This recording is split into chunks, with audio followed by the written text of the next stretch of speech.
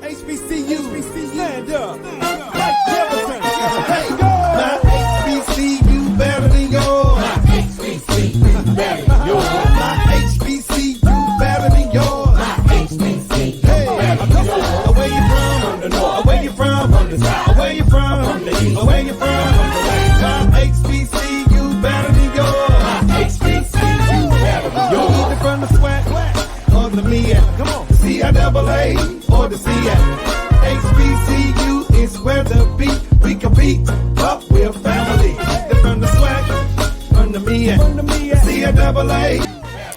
Hello, everybody, and welcome back, and welcome to the HBCU Alumni House Party Show. I'm your host, Anthony Brown, for a very special edition of the House Party Show. So today we are here celebrating everything about the men of color shaping academics and Morehouse College. This is a special show because today we are with the Cleveland Metropolitan School District and their Men of Color Youth Summit, brought to you by, again, the Men of Morehouse and the Men of Color Shaping Academics, or we also like to call as MOCA.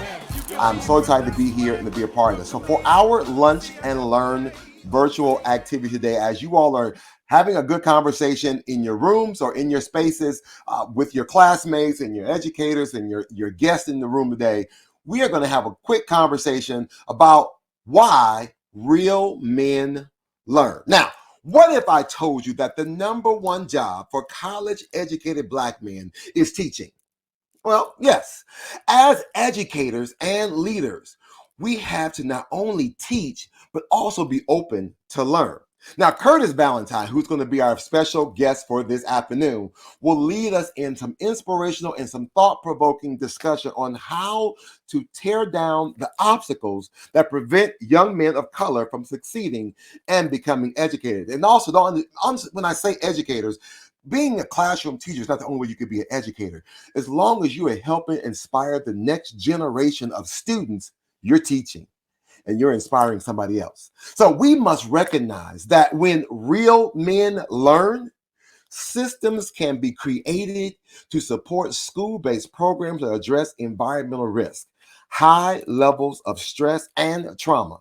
Doing so has the potential to significantly improve school climate, morale between staff, students, and families, and to enable these young men, yourselves who are watching us right now, to reach your personal and professional educational achievements that you deserve. Now, without any further ado, I am so excited to bring this Morehouse man, since it's all about Morehouse today, even though they're not going to say it's about Morehouse, yeah, we know the deal. And shout out to all of our young men who performed this morning.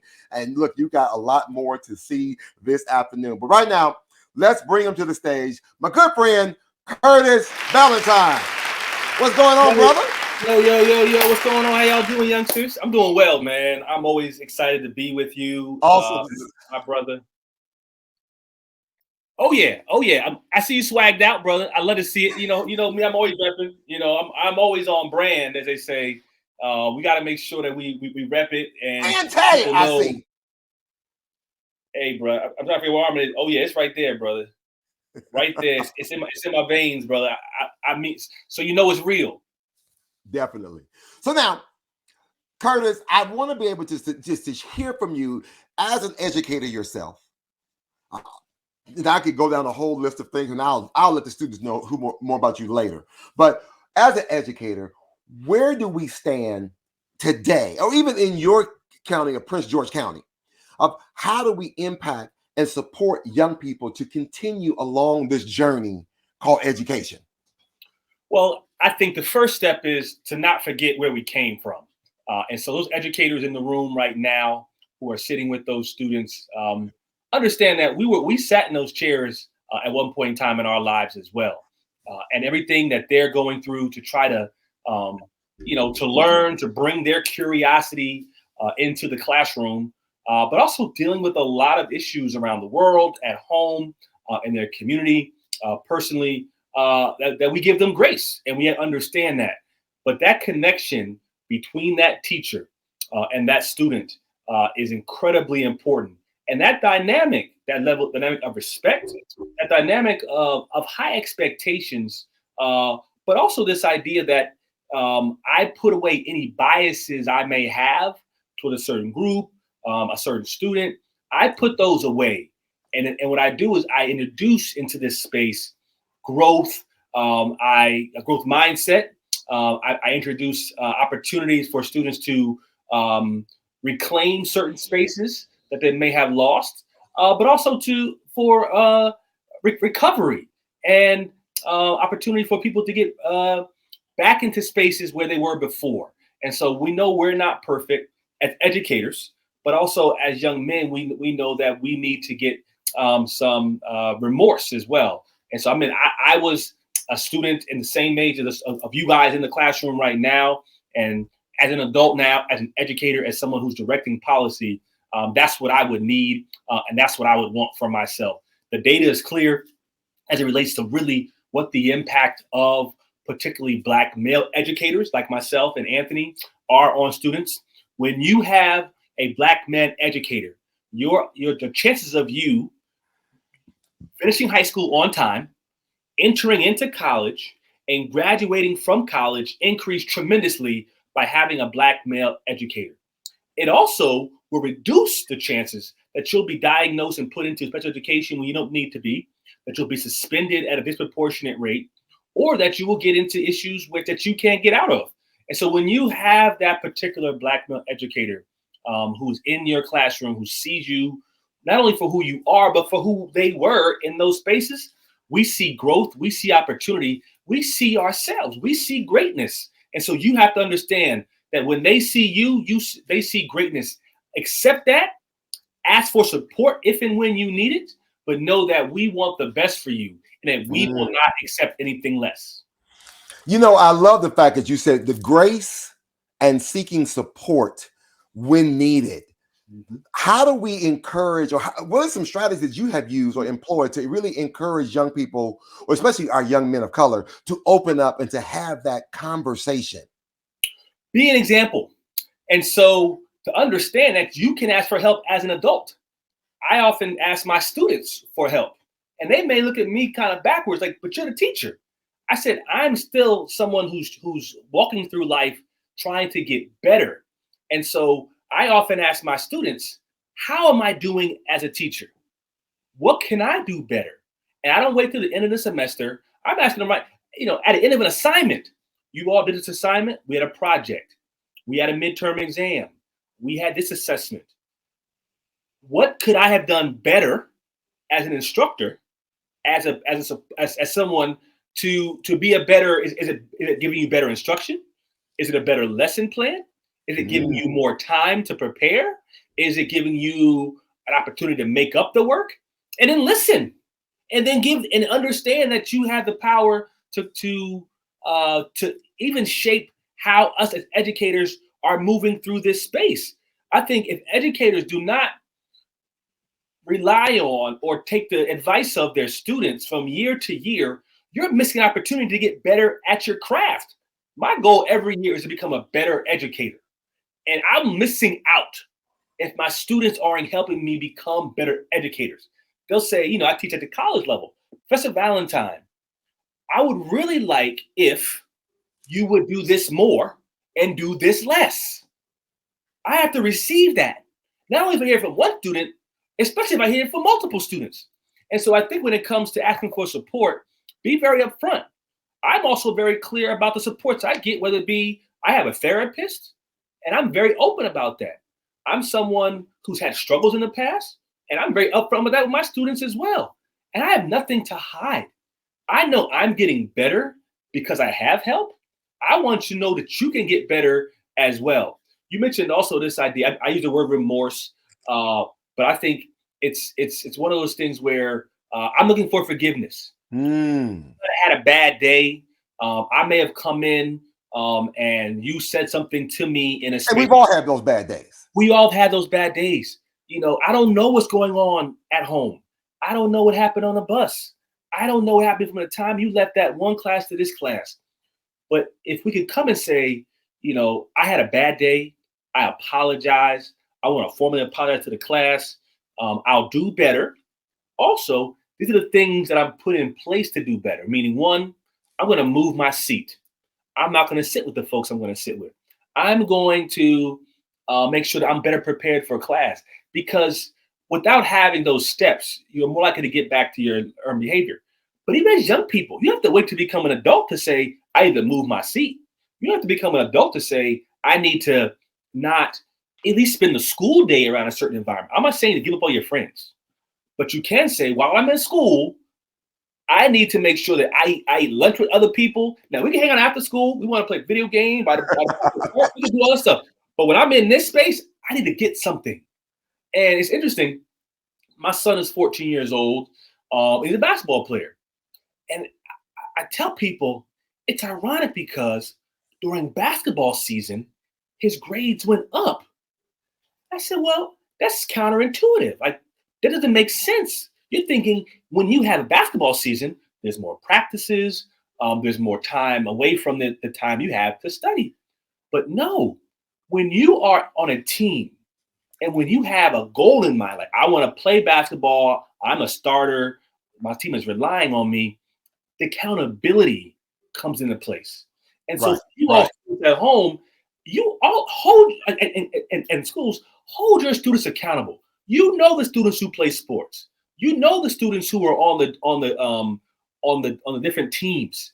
And they say, bruh, if you get suspended, if your grades aren't good, you're not gonna be able to do the things we need you to do. Even to the point where I'll tell you, hey, bruh, come back over here. You know if you go over there, you're gonna pop off. I know you, bruh. Don't do it. Here, come with me. Let's take a walk. And so, but Anthony, we do that as brothers right now. If I saw Anthony, I say, bruh, I know you got history over there. No, Kurt, I'm gonna handle this. Bruh, we have way too much to lose. I know you, Anthony. You are the most popular HBCU alum in the country. We can't have you out here doing things that are not going to, because guess what? You hurt yourself, Anthony, but you hurt us. And that's the thing I want young people to understand. When you think you're hurting somebody else, hurting yourself, you're hurting your family, you're hurting people who count on you, all your mentors. God forbid I hear my son got into a problem, right? Now all my friends who call him nephew, hey, what happened to nephew? Yeah, nephew got in trouble. So, right. We all concerned. Now we all got it. We're all vested. Nephew. Yeah, man. Hey, now I got to call that. Bruh, young people, let me tell you this. If you don't want phone calls from all the men in your life telling you what you should have did, get in front of it and don't do it in the first place. Do that part. Because guess what? In a real village, which I know you all have a village of young men, of men, coaches, barbers, business owners, people in the school building who care about you, make them proud. The best thing, my entire life, and my father passed away 7 years ago, has been trying to make my dad proud. My dad he's not even alive anymore. But all I want to do is to see his face when I did something well, or read about me and say, I'm proud of you. Young men, we are proud of you already because you walked into school today, you came to this conference, you sat down, you had an amazing morning with those amazing brothers from Morehouse, and you are making steps to become better. I'm proud of you for being at this point. Let's maintain that energy. So when I see you in person, I'm going to see you soon. I'm going to be able to tell you, hey, I'm proud of you. And you're going to say, why? I said, because you're standing here with me right now. You could have been somewhere else. You could have did something that put you in a space where you couldn't be here, but you controlled your environment. You responded to it, and you took one step in front of the other. You got here, and now you're standing with me. I'm proud of you. Can we continue that? Let's keep that energy, because there's so many people counting on us. And what you do doesn't only affect you, it affects other people. And that's your introduction into young manhood. When you become a young man and an adult like Mr. Brown and I, we understand the responsibility that comes from our actions. I want you to start that process now, because eventually you'll be able to walk into it understanding your power. Curtis, I want to bring something else up that you talked about a few moments ago about the mental health of our students and what's happening. So students, you were challenged. I want you to continue this challenge while you are in your session during this Lunch and Learn, is to go back to your Mocha Morehouse journal and make sure you're answering some of the questions. Like, for example, one of the questions that we posted in the journal was, thinking about this school year, what has been your greatest success so far? And a student actually said, well, this is one of our scholars say, Curtis. Student said, mine would be becoming more comfortable in my own skin. That's powerful. Yeah. Yes. Because the world is always coming after us. They're coming after us. They're coming after how we look, how we talk, how we dress, who we love, what we do for ourselves. And once you love yourself, that's the greatest power in the world, because the world knows if we can get you to not love yourself, we can control you. But once you love yourself, that's incredibly powerful. Those of you all who are listening in, right, and you have your journal in front of you, and you're trying to figure out what that thing is for you, again, being in school every day on time is an accomplishment that you should be proud of. Coming to school on time, prepared, is an accomplishment as well. Coming to school on time, prepared, and helping someone else in your classroom become prepared and be on time is also a tremendous accomplishment. Showing up is half the battle.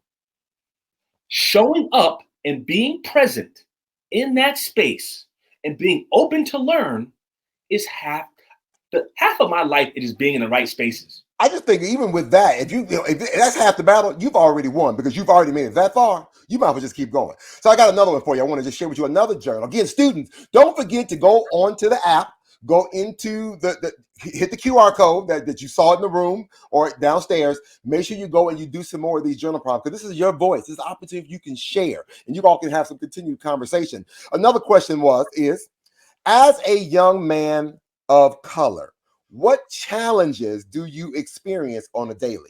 And here's what one student said. For me, I am a larger than average at 6'1", 300 plus pounds, and only the age of 17. People see me as much older than I am every day. So I am forced to act as such, even though I should be able to enjoy being young, but I am seen and treated as an adult. So if I'm being goofy with my friends, I have to make sure I tone myself down, or else I'll be seen as this giant, scary dude, which I'm really not.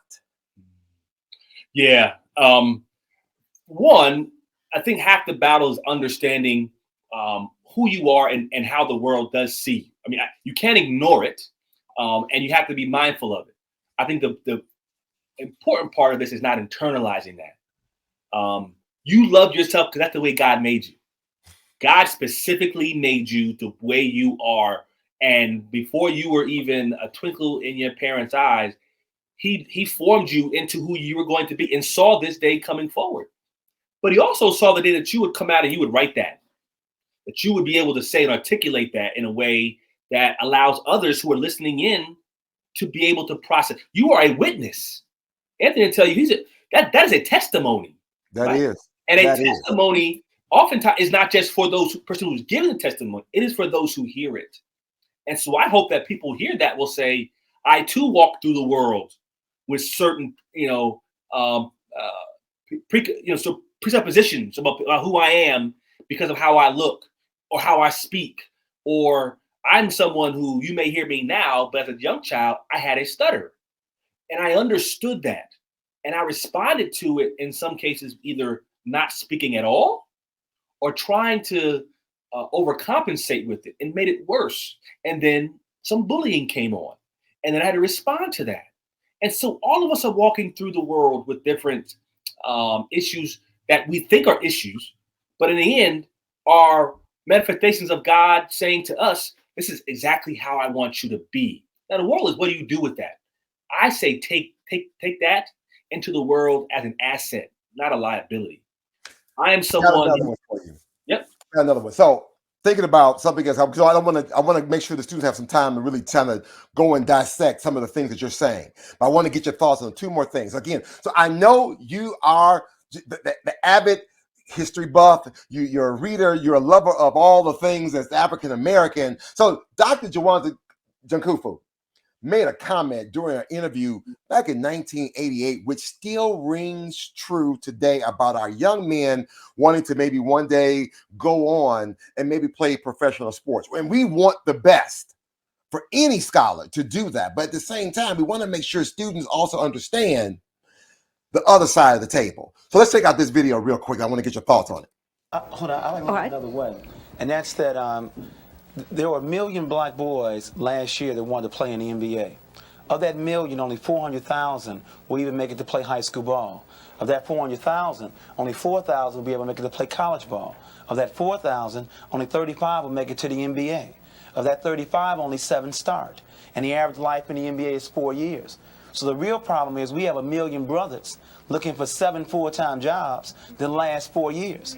And yet last year we had 100,000 jobs available to be a computer programmer, engineer, or doctor, and only 1,000 brothers qualified. So our appeal to black males is to realize the odds. That you do most will be that you do best. I mean, we were the first doctor, not Hippocrates, Imhotep. So we have the ability either in math or science or music and sports. But that you do most will be that you do best. If you play basketball from 3 o'clock to 9 o'clock, you'll be a very good basketball player. If you went home and went to the library, you'd be a very good scholar. We need more black male role models that will encourage our youth in math and science. Ishmael, how are you reacting? Wow. And Juwan Kunjufu, man, he's as young people, he's a GOAT. As young people call him. I'm someone, again, if I show you my library over here, you all like to buy books. I see a good book, I'm like, oh my, I go home like, let me run home, read my book. But what he said is so powerful. What you do most, what you do best. And that's what your time, also how you spend your thoughts. If you spend the most of your time trying to compare yourself to other people, trying to chase things that aren't of you or are not within your gifts, then you will waste your time and you'll end up nowhere. You have the opportunity to control what you think about on a daily basis by turning off your phone, finding out who you follow. You can curate your TikTok, library to say, I'm only going to follow people who speak positively, who support me, who give me, maybe feel a certain way, not people who make me feel like I need to compare myself to them. When it comes to education, I'm someone who, my son is an avid basketball player and he wants to make it to the NBA. And I will never tell him, you won't be able to make it. Because those NBA players you see now, they had dreams and they made it. At the same time, it's not an either or. In order for you to be a good basketball player, you prepare yourself for potentially going to college and the pros, you have to have good grades. Mm-hmm. We all have stories. I have stories of friends I went to school with who were extraordinary athletes, had colleges looking at them, but they couldn't get to school because they didn't have the grades. Follow your dreams, please, but understand your dreams come with responsibilities. And those are being good students, being good citizens, not getting in trouble where you have to get suspended from school, or when coaches come to school and say, hey, I'm here to recruit, this young person, only to find out that this person has anger issues, this person has issues around wrong people, and these colleges don't want to bring young people in who could potentially be a liability or someone who could get in trouble.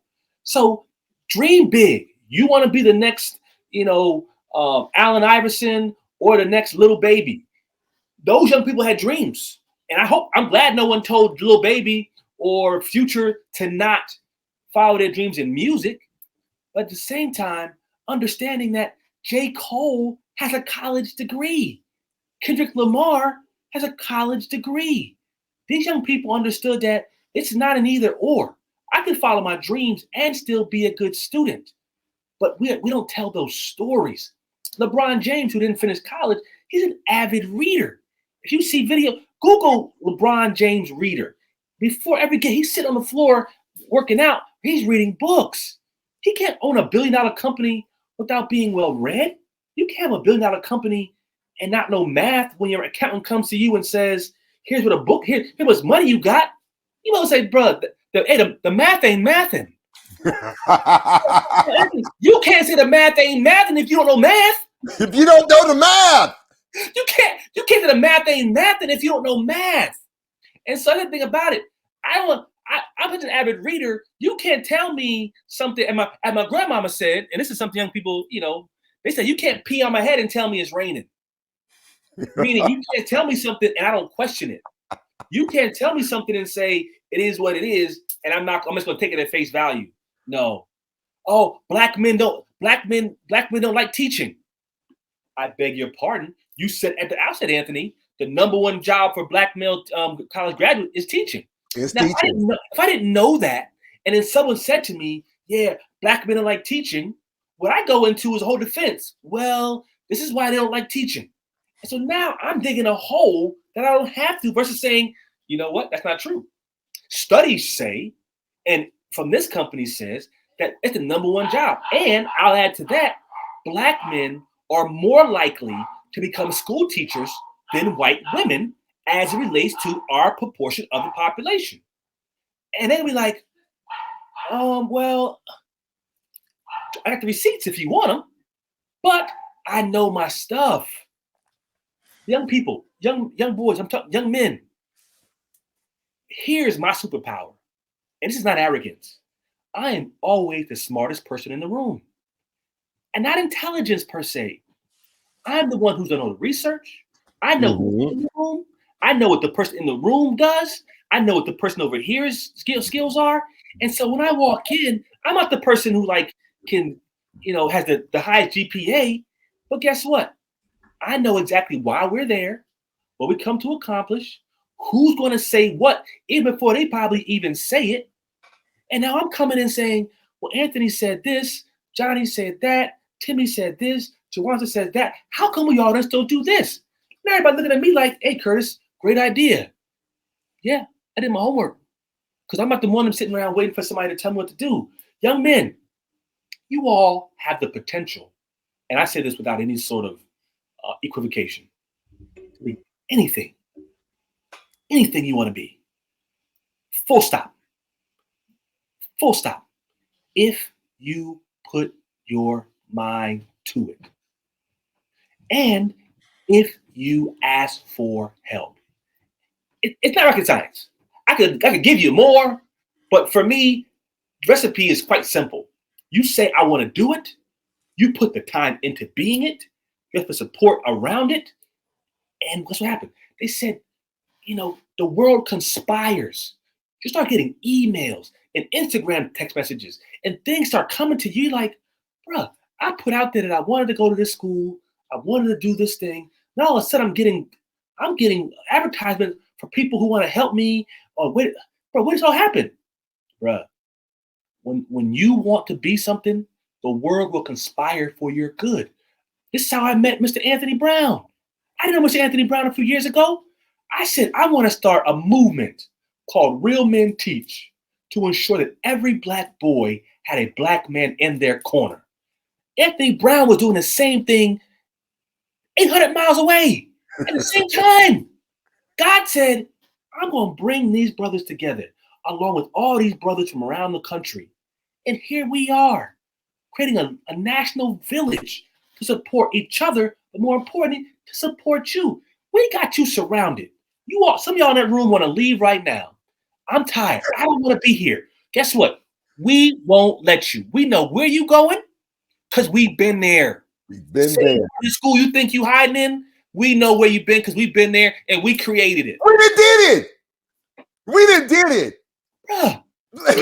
We have trust and believe. Bruh, you want to skip school? You can't skip school. I know where you're going. I should skip school. Come on, man. I know what park you're going to. I know which basketball court y'all hang out at. I'm there. But guess what? I had that. But here's the last thing I'll say, Anthony. A smart person learns from his mistakes. A wise person learns from others' mistakes. I'm telling you, don't make the mistakes that we did. Be smarter than us so you can go further than us. That's it. All right, so my last one. Because again, so our young people have, now Curtis, you know that, okay, so Morehouse came in the morning and did this phenomenal, come on now, but presentation showing them a little bit of the house and just the importance of the empowerment of, just kind of keep them focused and motivated. So this afternoon, they're going to be doing some other workshops with some of our community partners throughout the city, talking about social emotional learning, about financial literacy, about just family life, about the military options. But I also want to talk about, because one, I want to make sure that students also understand the importance of how we are also concerned about their safety at all times. And so one workshop, again, that's why I want to show this now, because not everyone is going to be able to go to this workshop, but certainly we want to be able to continue this conversation within this small group while we still have a little bit more time, is what do you do if you ever get stopped by the police? Or even more importantly, we just want you to get home safely. So I want to shout out, an organization who put together this video about 10 important steps of what you want to do if ever something like this happens and you're in that situation. Because I hate to say it, for whatever reason, it seems like as though we got a target on our back.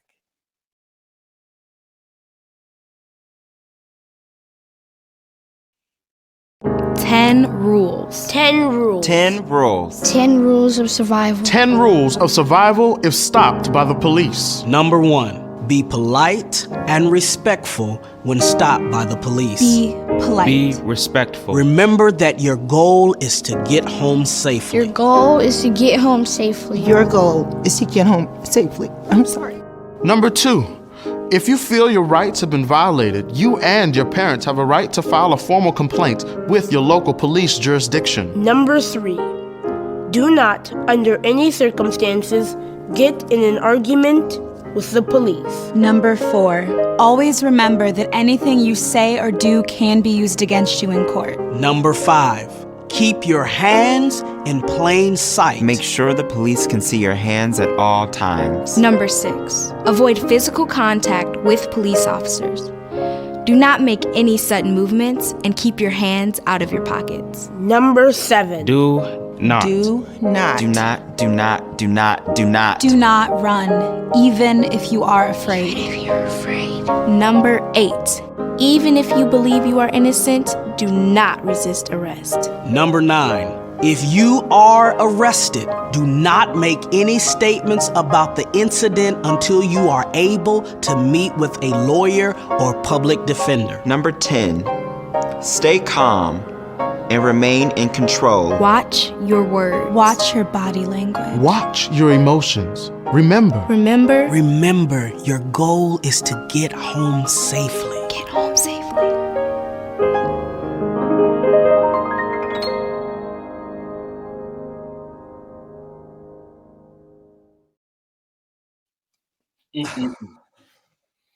Brothers, I mean, this unfortunately, we need videos like this. I don't want us to have do this, but this environment that many of you all are living in is one that our fathers, our grandfathers, our great grandfathers had to live through, and so, as the video said, we want you to get home. We could have a long discussion about racism, about racial profiling, about police brutality. We could have that conversation, but we could have that conversation better if you're here to have the conversation with us. And in order for that to happen, we need to follow those 10 steps, because those instances where we've been able to hold these police officers accountable, it's because we've had victims who've been able to articulate their experience, to testify, and to really use their platform to make sure that police departments, police officers, and police policies are impacted by that. And so I know it's not a natural response for someone to harass you and you can just give in. We don't do that any other instance. Someone else happened, a non-police officer does that to you, you do the thing that they said. You may respond back, you may run, you may do a lot of things. But when it comes specifically to police officers, especially where you all are, which again, the history of where you all are is quite clear. That it is a level of self-control that we're asking of you. It's a level of self-awareness, but one that is not even unique to your age range. If I'm in your city, if I'm in my city, I'm doing those exact same things. Those 10 steps I'm doing, I'm telling my son to do, I'm telling my daughter and my wife to do. This is the world we live in. We can change it. And this is what I'm trying to do, and a lot of people are trying to do, but we can do it better if we have you there to help us do that. In order to do that, you have to be alive. in order to be alive, at least the chances are increased. Chances are dramatically increased if you follow those steps. So what we are going to do in the next maybe last 30 minutes or so of this lunch and learn opportunity, we're going to allow the facilitators and your advisors, your chaperones, your teachers, your administrators, and even some of our Morehouse brothers in the room to be able to continue this conversation real quick. I want you to be able to go back onto the Mocha Morehouse Journal in the app, be able to leave some more comments, not just only on this question about what does it mean about getting home safely, and if this ever happened to you, and some strategies that you probably employ or something that you learned, even if you learned from it, that's still a lesson learned that you want to be able to share with another young brother, making sure that they don't have to go through what you went through. So do all that. Before we get up out of here, my good brother Curtis, thank you for being here today. Listen, before we get up out of here, anything you want to share with the young brothers before we get up out of here? I'm so excited. You all had an amazing morning with my brothers from Morehouse College. I wish I was there. The emotional connection you all had, that experience is one that you're never going to forget. And so I hope that you take that experience. Hope that you're right now when you're in your breakouts in those rooms, raise your hand, ask questions, inquire, reach out. Again, we have you surrounded. We will not let you fail. We need you so much, not just right now, but for the future. Your generation is going to take care of us.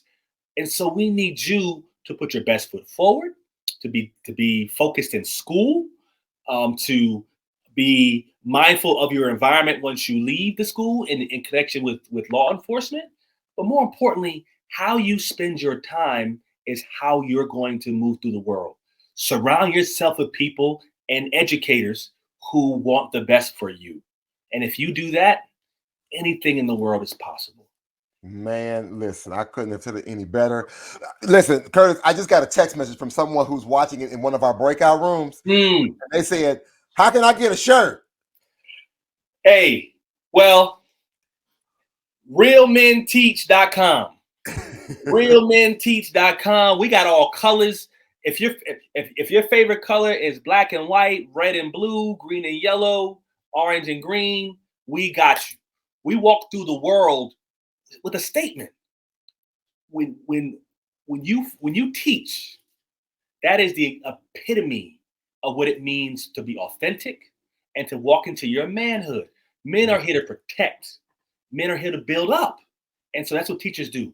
We're here to protect you. We're here to build you up. And so you get that Real Men Teach. You go to follow us on Instagram, Real Men Teach on Insta. We're on TikTok. Follow us on TikTok. Hey. TikTok up, bro. Come on, man. TikTok, Instagram, Twitter, Real Men Teach. Direct message me. You have any questions, please let me know. Curtis Valentine. I love you, brother. I love you too, brother Anthony Brown. I love you guys, man. I swear I do. I don't even know you and I already love you, because if you like me and you look like me and you come from where I come from, we are one and the same. I love you all. Thank you all so much for letting me into this conversation.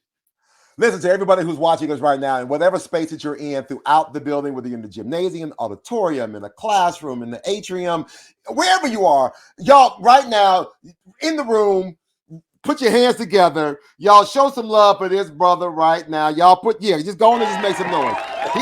Let him know, even though he can't hear it, I'm just going to play this. Just do it one more time. Oh, man. Hey, you know what? Us light-skinned brothers, we can blush, though. The light-skinned blush. All right, so now, with that, so you all got some marching orders. You know what you're going to talk about for the rest of this session. Enjoy the rest of your lunch and learn activity. This afternoon, you're going to go into your other breakouts with some other workshops. We will see you later on back in the gymnasium so we can do our 1,000 ties ceremony, so we can talk about what does it mean, how to dress for the job you want instead of the job that you currently have. Sometimes we got to know how to turn it on and how to dress it up. And then we got another Morehouse man coming up later on this afternoon. Again, we appreciate everyone supporting this Mocha Morehouse Get on the Bus tour. empowerment and transformative youth summit for all of our young men of color. Thank you so very much again, Curtis, for what you are doing and what you continue to do across the country, promoting the idea that real men teach. For more about what we do, how we do, when we do, again, well, I'm going to do all that today. We'll see you next time. Thanks for tuning into another fabulous segment of the HBCU House Party with your host, Anthony Brown. Tune in next week for more fun, education, and inspiration as we spotlight historically Black universities and colleges all over the country. So, until next time, support an HBCU and help cultivate the wealth of talent these universities and colleges have to offer. You never know, the student you help could be the next one to change the world.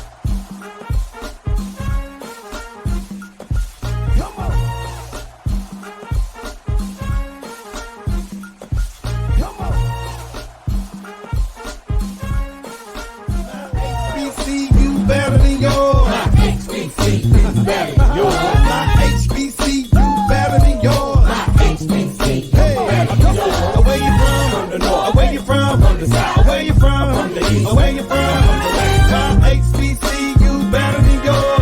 My HBCU better than yours. Either from the SWAC or the MEAC. Come on. The CIAA or the CIAC. HBCU is where the beat we compete, but we're family. They're from the SWAC, from the MEAC, CIAA or the CIAC. HBCU is where to be. We compete, but we're still family. My HBCU